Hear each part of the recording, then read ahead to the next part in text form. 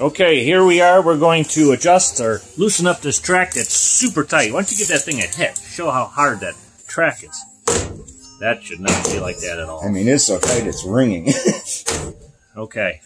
All right. So what are we starting with? Well, fortunately on this one, thank you, Skidoo. The adjustment bolts are right out in the open, and the retaining nut is self-contained.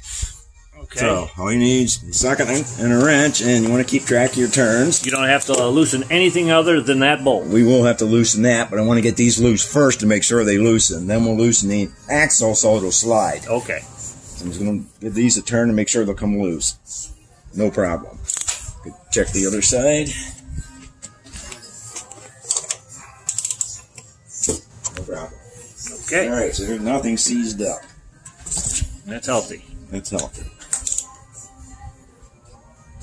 Now those put the tension on the these locks it in. Pinch it to keep it from moving. Yes. So you need to loosen these. Just need one turn. Okay. Both sides.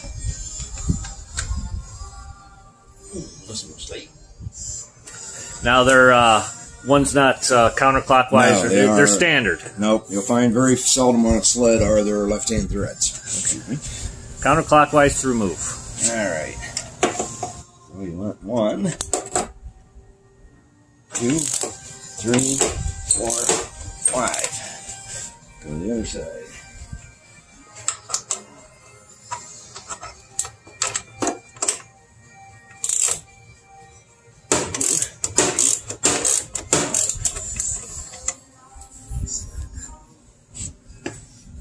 Okay, so what happened is you loosened it up and it didn't move. We got these loose, and see there's no tension on it. But there's still tension on it. It's and not moving. This didn't budge. Okay, so what do we have here? So the first choice, obviously, is to try to loosen these one more shot, see if it'll, one more turn, see if anything happens. Nothing. Okay. All right. Big hammer. Got it. Rubber.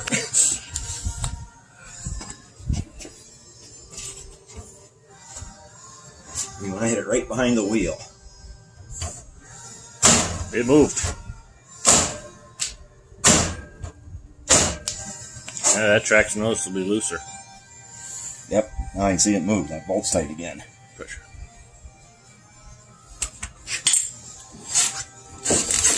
Wow, look how much easier that spins. No wonder we couldn't roll it off the trailer. All right. See if we can do more here. Doesn't that put excessive wear on the bearings? It puts wear on the bearings, puts wear on these bearings, puts wear on your jack shaft bearings, puts wear on these high faxes, the slider piece right here, because you're pulled up so tight all the time. Okay. Gonna make these run hotter. Okay, that was 5. 1, 2, 3, 4, 5. Both sides again. Go. All right, now we've got our track tension about right. We ended up backing off these 5, not full turns, but 5 full throws. And now at about 22 pounds, I should be in my range. So that looks pretty good. Your longest span, you want to measure it right in the middle. So what do we got? What do we got? A separation of about, you said 22 pounds? About 22 pounds. You want somewhere around, normally about this much of your finger, a little bit less than 1 finger joint, up to your middle finger joint, with just a little bit of pressure on it. So, looks like about 1.5 inches. 1.5 inches to 2 inches is fine. Flex. In a free state. In a free state. Okay. With your sled, as you see in these pictures, hung in the air. In the air. So you can access all this freely. This is also a good time while you're here, since there's now no tension on all these rollers, on these wheels, is to check the bearings. That one's a little tight, but it's still not making noise. This one is really, still got some tension on it.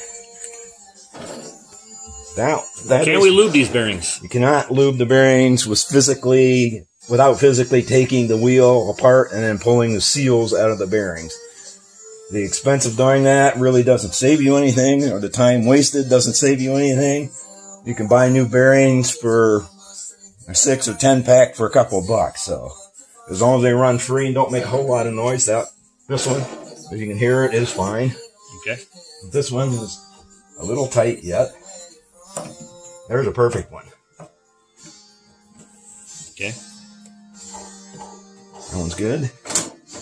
We can try to get some spray lube in there, right? Maybe a little? Only thing, no, it literally will not penetrate the seals. No. The seal is a rubber lip seal, and it is sealed on the outer race fit of the wheel and on the shaft of the bearing. So there's no...